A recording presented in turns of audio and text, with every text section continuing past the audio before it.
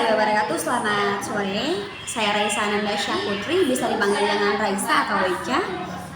Oke, sore ini saya mau sharing tentang creative thinking for success. Berpikir kreatif untuk sukses.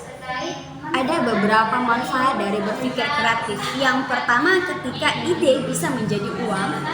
Yang kedua, banyak masalah tapi mudah selesainya. Yang ketiga, hemat biaya. Dan yang keempat, ketika kita menjadi penjual, kita bisa membuat pelanggan setia. Dan selanjutnya ada 4 model ataupun 4 tipe orang menghadapi masalah ataupun kesempatan.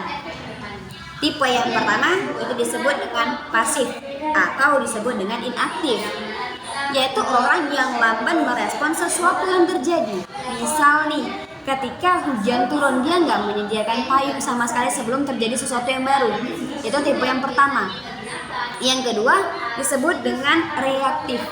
Dia lambat, cuman nggak selambat yang pertama. Dia bakal menyediakan payung tapi setelah hujan turun, gitu. Nah, yang ketiga itu disebut dengan proaktif. Proaktif ini dia sudah menyediakan payung sebelum hujan. Namun dari ketiga tersebut ada yang lebih baik lagi yang disebut dengan kreatif, yaitu ketika masalah bisa menjadi ide, gitu. Dari kreatif ada 2 komponen. Yang pertama konten, yang kedua konteks. Konten itu ibarat dari isinya, sedangkan konteks itu diibaratkan dengan kemasannya ataupun packagingnya. Dari 2 komponen tersebut, yang mana harus didahulukan? Dua-duanya harus disesuaikan. Karena apa? Ketika kita lebih mendahulukan packagingnya, gitu ya. Kita lebih mendahulukan packagingnya, namun isinya ya udah biasa aja, gitu.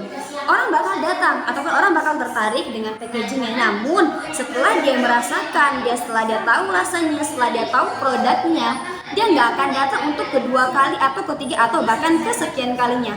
Udah 1 kali itu aja, gitu.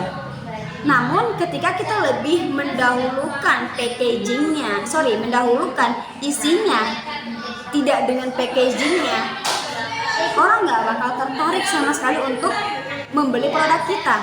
Karena dari packagingnya aja nggak menarik. Kita harus menyesuaikan kedua-duanya, baik dari konten ataupun konteksnya, gitu. Itu dari. Nah, kemudian setiap orang dikaruniai dengan otak ataupun otak untuk berpikir, yaitu ada yang lebih dominan dengan otak kanan, ada yang lebih dominan dengan otak kiri. Orang yang lebih dominan memakai otak kanan itu bisa disebut dengan creative thinking. Orang yang lebih dominan ke kiri itu biasa disebut dengan critical thinking.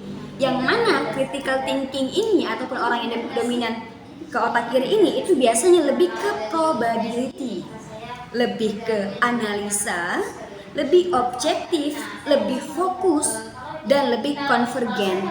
Konvergen apa itu? Konvergen ini ketika kita mempunyai banyak titik,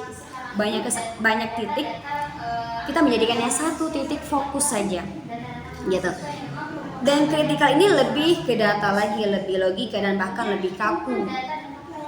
Sedangkan creative thinking dia lebih possibility, lebih kreasi, lebih subjektif, lebih meluas, tidak fokus hanya satu titik saja, dan lebih divergen. Divergen itu ketika kita punya satu titik namun kita membuat luas dan membuat dia banyak titik, gitu. Dan dia lebih imajinasi, lebih intuisi, lebih fleksibel. Itu kedua perbedaan dari critical thinking dan creative thinking. Lebih baik mana nih? Lebih baik dominan ke kiri atau lebih ke kanan? Kita harus menyesuaikan kedua-duanya.